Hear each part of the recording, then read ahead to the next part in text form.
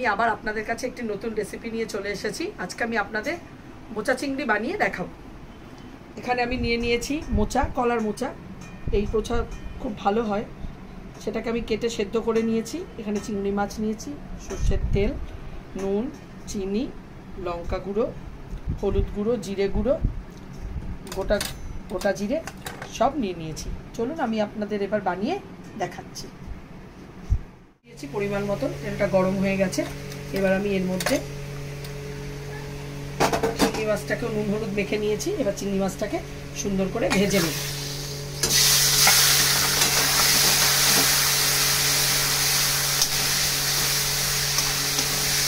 চিংড়ি মাছটাকে একটু হালকা করে ভাজবো, বেশি কড়া করে ভাজবো চিংড়ি মাছটা শক্ত হয়ে যাবে।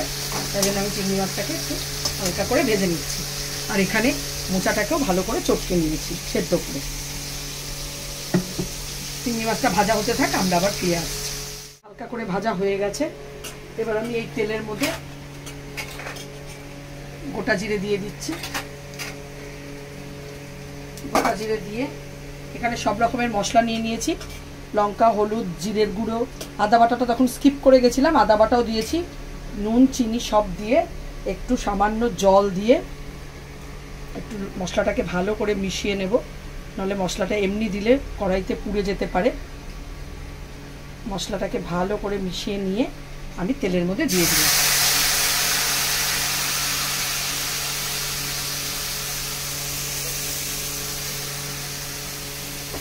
এবার আমি মশলাটাকে ভালো করে কষিয়ে নেব। মশলাটা কষা হতে থাক, ভালো করে কষা না হলে জিনিসটা খেতেও ভালো হবে না। আলুর কথা তো বলতে ভুলেই গেছি, মোচাতে একটু আলু না দিলে তো ভালো লাগে না, তাই জন্য এখানে ছোটো ছোটো করে আলু দিয়ে কেটে হালকা করে ভেজে নিয়েছি। এবারে দেখুন আমার মশলাটা ভালো করে প্রায় কষানো হয়ে গেছে। আমি এর মধ্যে আলুটা দিয়ে দেব। আলুটা দিয়ে এর মধ্যে আলুটাও দিয়ে দিলাম। আলুটা দিয়ে ভালো করে কষিয়ে নেব। এবার ভেজে রাখা চিংড়িটাও দিয়ে দিলাম।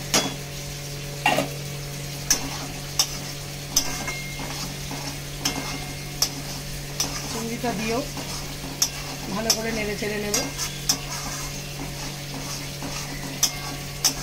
এবার সবশেষে সেদ্ধ করে রাখা মোচাটাও দিয়ে দিলাম।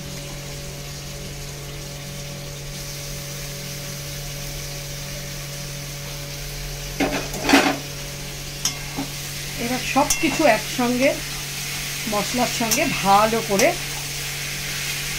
মিশিয়ে নেব।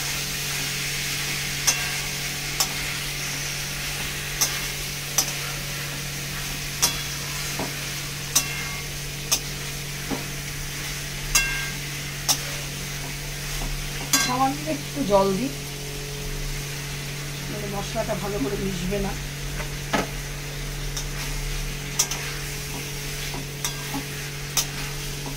এবার মোচাটা আস্তে আস্তে মশলার সঙ্গে ভালো করে কষিয়ে করতে হবে।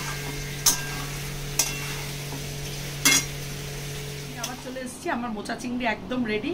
দেখুন মোচা চিংড়ি রেডি, গরম গরম ভাতের সাথে জাস্ট জমে যাবে।